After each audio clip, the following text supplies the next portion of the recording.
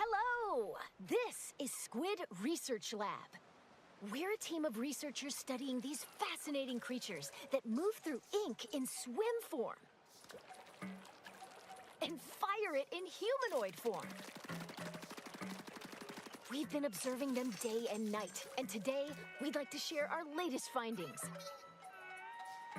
This report is about a particular group that spends its days hunting for treasure across a mysterious archipelago.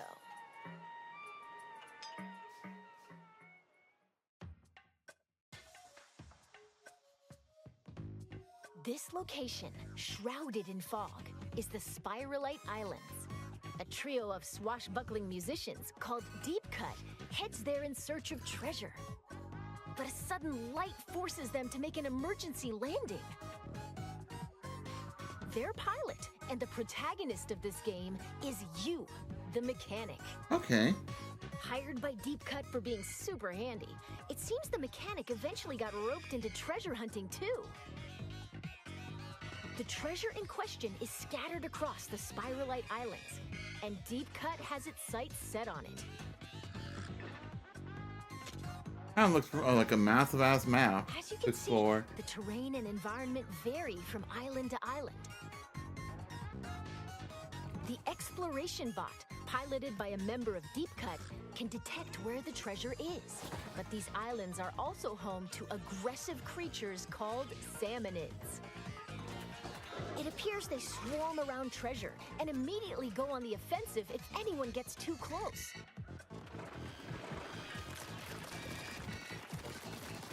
So if you want the loot, you can't avoid dealing with the salmonids.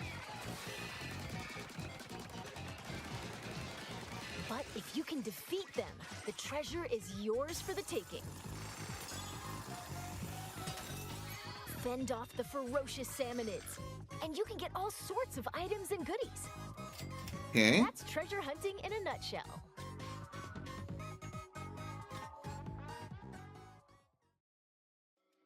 Now let's examine these salmonids more closely. They're all called salmonids, but there are lots of different types. Let's go over them. First, lesser salmonids. We've got ones with spoons, frying pans, and tongs. Oh, Ones okay. that bounce on springs. And ones that get in your face and explode. Oh dear. As their name implies, lesser salmonids aren't much of a threat on their own, but they attack in hordes, which can be challenging. Next up, boss salmonids. They're a little beefier than their lesser counterparts. Take the Scrapper, for instance. It faces you head on, and its front is well protected. Keep using ink to stun it. Then circle around and take it down. That's the trick. We already know that. In addition, the salty tongue is super sturdy and deals lots of damage. The salivator flies through the air and creates whirlwinds. The smoker produces fumes to protect its allies, and more. We've discovered quite a few of these boss salmonids. Oh, when you defeat a boss salmonid, they drop this big thing called a mega power egg. Power eggs obtained from salmonids serve as energy for the exploration bot to dig treasure. Okay. And apparently, each mega power egg is worth 100 regular power eggs. Huh? The exploration bot started digging. Seems like it sensed some treasure buried underground. Oh.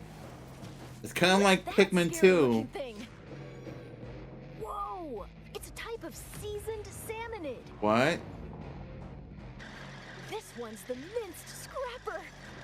It's got sturdy armor, and it comes with a threatening roller attack. Oh my god, 67 damage. Come on, guys. None. Enough with the memes. The thick-cut, salty tongue launches a massive beam.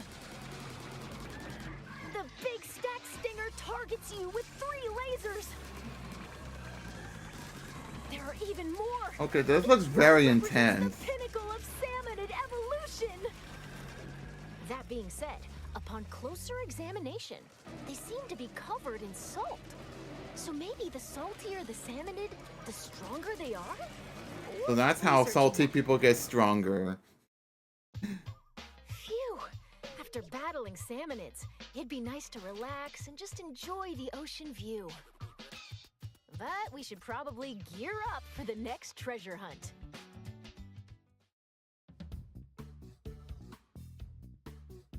Weapons are essential for defeating salmonids. Use the ink in your tank to attack. If you run out, just dive into it for a quick refill, like this. Of course. Speaking of the base that we knew over 10 years ago. There are over 100 weapons Hi, to newbie. choose from. Sometimes salmonids drop a weapon when they're defeated. You never know which one you'll get. Ooh. If you need to swap out your gear, just head to the hideout ship.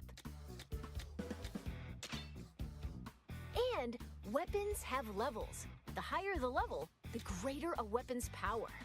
Okay.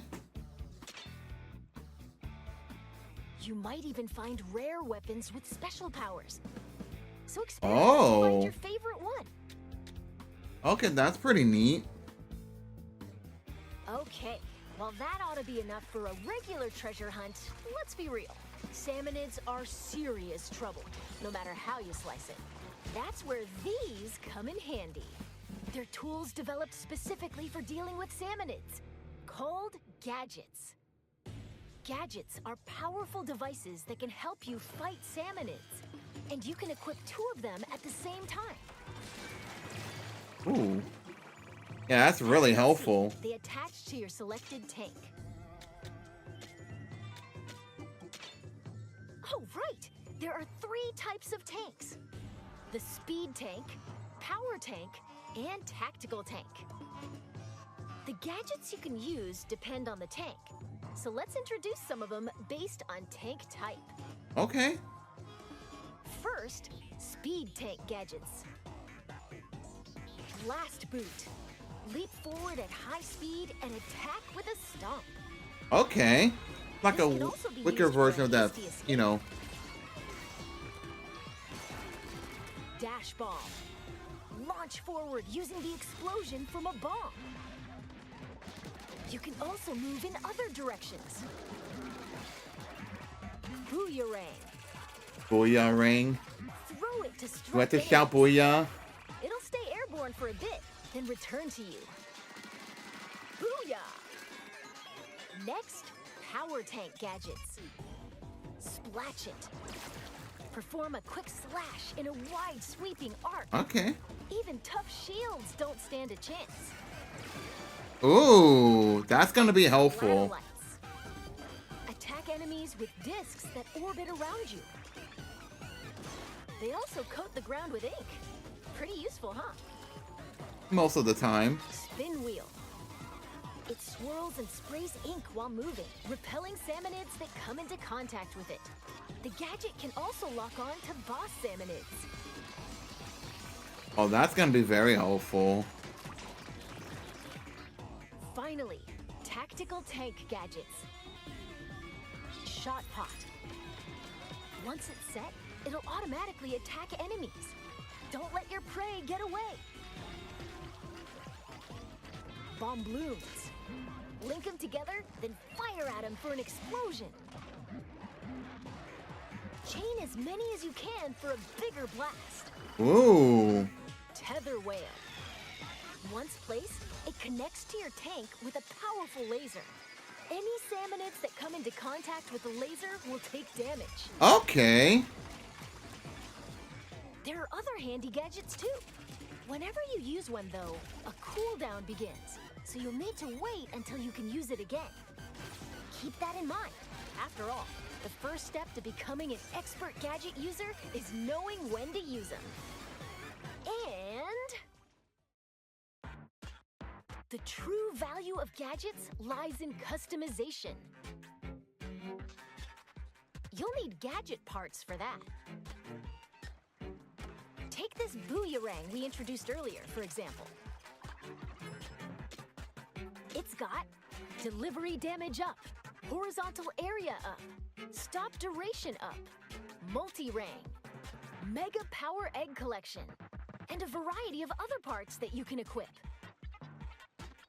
You'll need gadget part slots to equip these. As long as there are enough slots, you can add as many different parts as you want. Okay. We present to you a customized Booyarang. Ooh, that's nice. Even at a glance, you can tell it's had some serious upgrades. Next, let's try combining parts for the shot pot. Fire rate up, then range up. An extra shot pot and... Ooh, how about knockback gas to keep salmonids at bay? Yeah! This is great!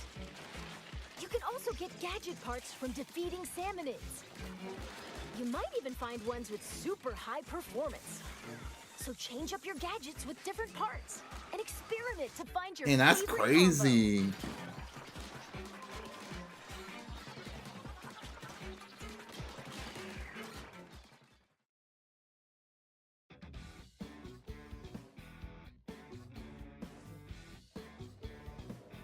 Okay, now that we're all kitted out, let's pick the destination of our next treasure hunt. Every location has more than a few peculiarities. For example, there are locations where you'll need to collect lots of power eggs and mine for treasures in a wide open area. There are also dens swarming with salmonids.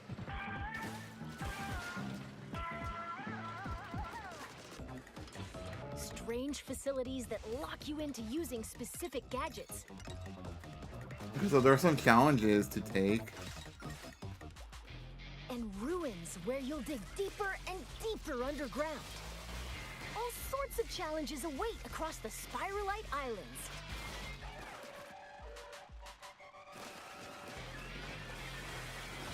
Yeah, this feels more like Pikmin 2 than Donkey Kong Bonanza. Just because That didn't turn out the way we were hoping. you're like literally exploring around, you know, underground and across various areas, not just So the progressing salmonids downward huh? Well, don't as give far up. as the main, you know, whatever, you know. The mechanic can get stronger in different ways. Even if your raid didn't go as planned, you get to keep any experience points, as well as weapons, items, and so on. Alright. By gaining experience, you'll level up and become stronger. So get back out there and show those sinister salmonids who's boss. Okay. And with the spoils from your treasure hunt, you can add different facilities to the hideout ship. For instance, the Mechanic's Shack. You can upgrade your tank and increase stats like damage and HP. Looks like tanks also get stronger the more you use them. Alright. Keep at it, and you'll be able to equip tanks with 3 gadgets. Ooh. There's plenty of potential left in these tanks. Plus, in the Gadget Workshop, Shiver can help you craft new gadgets. And in the Weapon Stash, Fry can assist with upgrading weapons or turning them into materials.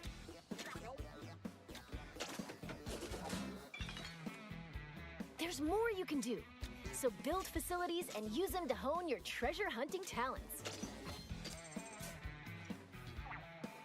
Oh, and as for Big Man, he can catalog all sorts of info from treasure hunts. So there's lore. Why not stop by and check it out between raids?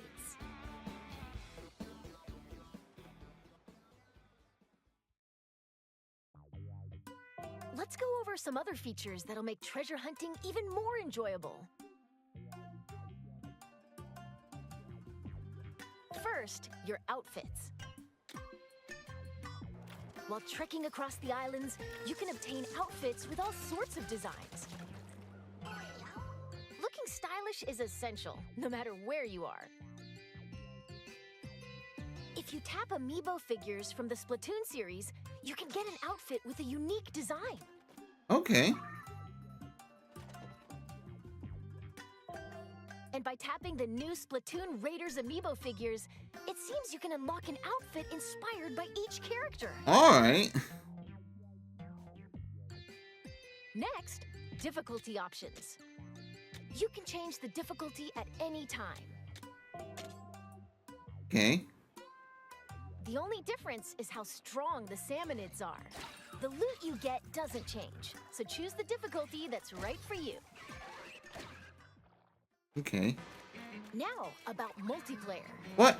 I thought this was a single-player game. I wasn't expecting multiplayer. 4 players can journey together via local wireless or online play. Yeah, single-player adventure game, by the way. And you can go treasure hunting as a group. Gotta say, Hi, it's nice Spy to Pie have S some backup over. when facing swarms of salmonids. Speaking of which, I'm doing there's fine, the by help the way. feature. When playing solo, you can call for help, like this. Someone online can come and help you for a little while. Okay. I mean, I don't mind multiplayer on this, but like, what was the point of advertising it as a single-player adventure spin-off game? So you might want to save it for really tricky moments. You can also answer someone else's help request. If you do, you can receive some nifty in-game rewards.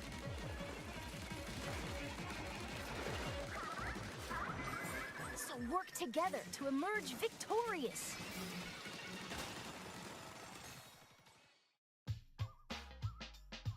Finally, let's talk a little about some special treasures hidden across the Spiralite Islands. While you're adventuring, you might find treasures like these. Ooh. They're called salmonid relics. Ooh. Huh, wonder what that strange power is. Whoa, that's a whole lot of moolah. Many relics like these are scattered across the Spiralite Islands. Doesn't look like these 3 are going anywhere until they're swimming in treasure. Was Big Man doing a dab? Kind of. Looks like our time's almost up. Let's wrap things up here.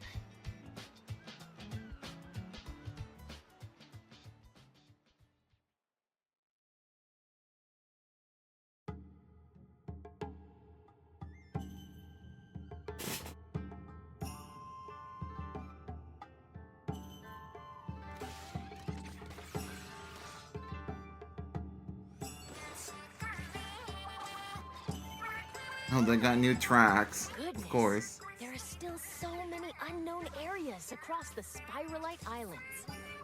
And it's Ooh! among them, there are That places 8-bit that NES almost games bottomless. of Splatoon are back. Probably some new ones as What's well. beyond that thick cloud of fog? We hope you'll discover that for yourself. After all, that treasure's not gonna hunt itself. And with that, Squid Research Lab out. Single-player focused Splatoon game. Throws in multiplayer. Yeah, it's not even that single-player focus anymore.